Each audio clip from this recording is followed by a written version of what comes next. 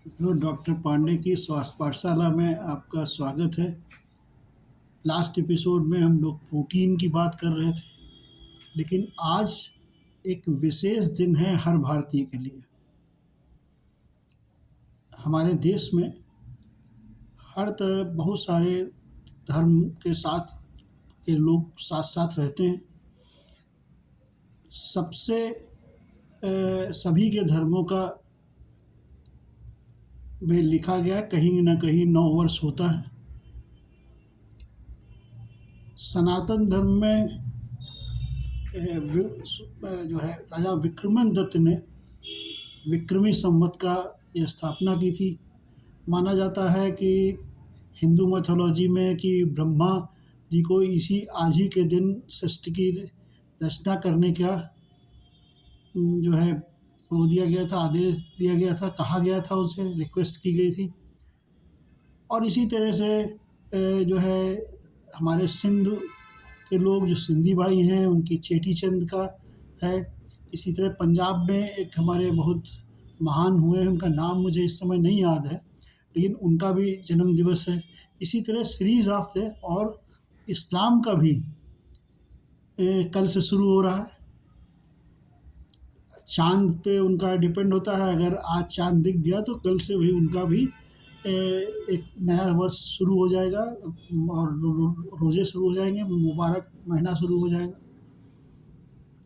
तो इस तरह से, लेकिन हमारे देश में एक चीज़ बड़ी कॉमन है कि बहुत सारे लोग इन चीज़ों को जानते नहीं हैं, चाहे जिस धर्म के हों।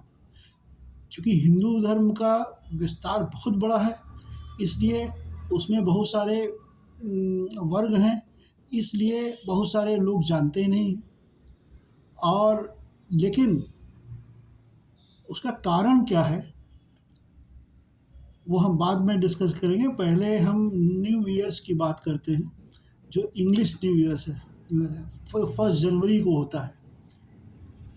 अंग्रेज़ों ने विश्व के बहुत बड़े हिस्से पर राज किया। कहा जाता था कि उनका कभी सूरज ढलता नहीं है। उसके पीछे ये था कि अगर वो आज जिस देश में उनका राज्य होता था, जहाँ सब सूर्य अस्त था, तो किसी न किसी देश में उनका उस समय सूरज उग रहा होता था।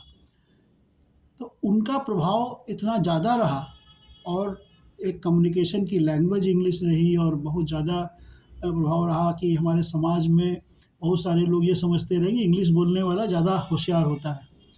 तो न्यू ईयर्स को हम केवल दिमाग में कंसेप्ट शुरू से एक बनाया गया कि मतलब जो 1 जनवरी वही न्यू ईयर है।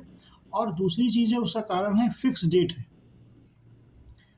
क्योंकि वो डेट सोलर सिस्टम के हिसाब से चलते हैं, और हमारे जो कैलेंडर्स हैं वो चंद्रमा के हिसाब से चलते हैं।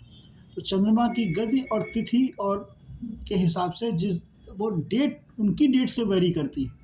हमारी डेट तो वही रहती है, लेकिन उनकी डेट वेरी करती है। तो चूँकि उनकी डेट से हम लोग कंपेयर करते हैं, तो हमारे अलग-अलग डेट पे नववर्ष आता है। तो नववर्ष की आप सभी लोगों को शुभकामनाएँ। तो इसको हम भारतीय नववर्ष कहते हैं। भारत में सभी रहने वालों के लिए आज का दिन नववर्ष है, क्योंकि सनातन धर्म सबसे पुराना है, ये डॉक्यूमेंटेड है।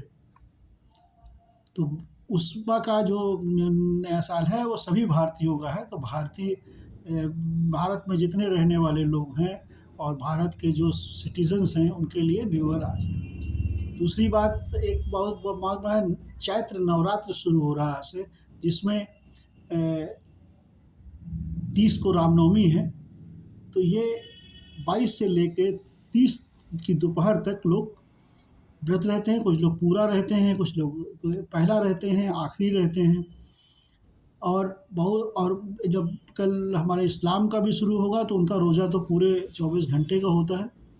24 घंटे नहीं, बल्कि सुबह से लेकर शाम तक होता है। और सहरी और शाम को जो है वो उनका नमाज अदा करने के बाद वो करते हैं। एक सहरी सुबह होती है और उसके पहले उनको खा लेना होता है, और शाम को जब टाइम होता है उस समय उनको रोज़ा तोड़ना होता है। तो रात में उनका एक 10-12 घंटे का रहता है। हम लोग वहाँ व्रत कंटिन्यूअस सनातन में चलता है।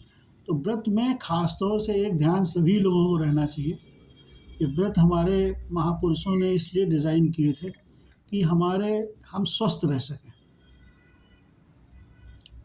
और इसमें जो डॉक्यूमेंटेड है वो ये है कि आप सरलतम भोजन खाएं। सरलतम भोजन कौन है? फल फ्रूट, अनाज से रहित सब्जियों वाला भोजन, नमक विशेष जो जिसमें पोटेशियम क्लोराइड ज़्यादा होता है, सोडियम क्लोराइड नहीं होता है।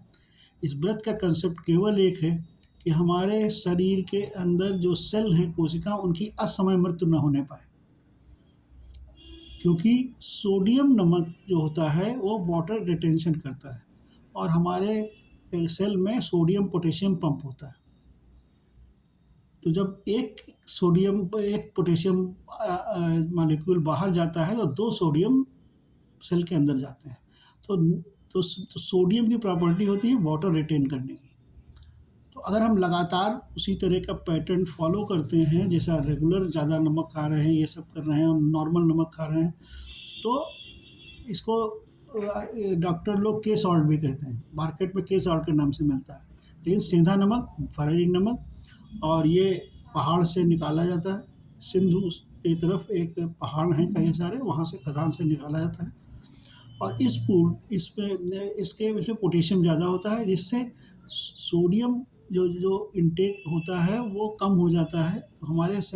तो हमारे जो सेल के अंदर सोडियम कम जाता है तो वाटर मॉलिक्यूल भी कम जाते हैं, तो अंदर स्ट्रेस नहीं होता है। अगर ज़्यादा हो जाता है तो वो सेल असमय बस्ट हो जाते हैं। तो इसका मूल कारण, तो अपना बहुत ध्यान रखिए, खाने पीने में बहुत ज़्यादा व्रत का मान के खूब जो नॉर्मल खाना है उससे ज़्यादा हैवी मत खाइए, खूब तला भुना। और आलू और के अलावा भी बहुत सारी सब्जियां हैं जो आप खा सकते हैं। उसमें पालक है, वो है मेथी है, मूली का साग है, ये सब भी आप खा सकते हैं। केवल ऐसा नहीं है कि आप केवल आलू ही खाएं, और साथ में जो है दूध वगैरह लें, दही वगैरह लें। ये सब चीज़ें आप नॉर्मल डाइट रखें और बहुत ही लो डाइट रखें। ये आपको समय मिलता है साल में 2 बार कि आप अपने शरीर को इतना रेस्ट दें कि वो अपने आप को फिर से रिपेयर कर सके, उसके ऊपर बाहर से लोड ज़्यादा ना पड़े। तो वो शरीर को समय मिलता है कि वो अपने साथ जितनी टूट फूट है ओवरहॉलिंग कर ले खुद, इसे बाहर से आपको ओवरहॉलिंग कराने की ज़रूरत ना पड़े। धन्यवाद। डॉक्टर के पास न जाना पड़े, डिटॉक्सिफिकेशन के लिए न जाना पड़े, बॉडी खुद ही कर ले। इससे आपको साल में नवरात्र के माध्यम से 2 बार मिलता है और धर्मों में अलग अलग चीज़ें मिलती हैं। तो साल में ऐसा प्रोविज़न महापुरुषों ने बनाया है कि आप अपने शरीर को समय दें और वो जो है स्वस्थ रह सकें। कल अब आपसे शनिवार को फिर मुलाकात होगी। धन्यवाद।